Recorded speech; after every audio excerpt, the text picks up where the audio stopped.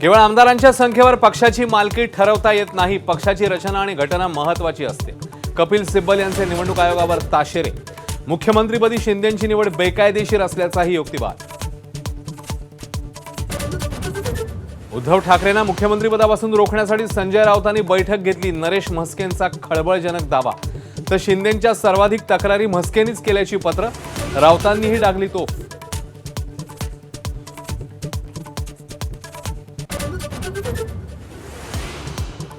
महाराष्ट्रामध्ये 5 वर्षात 36,000हून अधिक कंपन्यांना टाळं, पण कंपन्या बंद झाल्याची कुठलीही माहिती नाही. खुद्द उद्योग मंत्री उदय सामंत यांची धक्कादायक कबुली. तर कुठे गेले स्टार्टअप? काँग्रेसचा हल्लाबोल. केंद्रीय गृहमंत्र्यांनी भाषण देण्याऐवजी राजीनामा द्यावा, राहुल गांधींची मागणी. तर शहानी चर्चा करण्याची तयारी दाखवल्यावरही कोंडी कायम.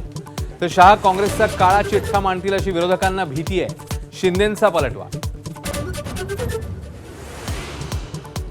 मुंबईत पुन्हा दुर्घटनेचे 7 बळी. घाटकोपरमध्ये डोंगराचा भाग कोसळल्यानं हाहाकार. युद्ध पातळीवर बचाव कार्य.